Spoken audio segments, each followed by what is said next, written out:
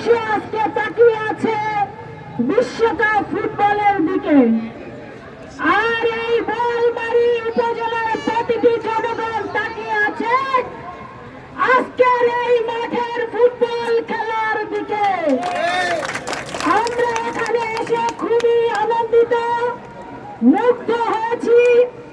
বিশেষ করে গোটা বিশ্ব যেমন 48টা টিম নিয়ে বিশ্ব ফুটবল সাজিয়েছিল, ঠিক একইভাবে এই বোয়ালমারী উপজেলা 48টা টিম নিয়ে আজকে সর্বশেষ ফাইনাল খেলাটি আয়োজন করা হয়েছে।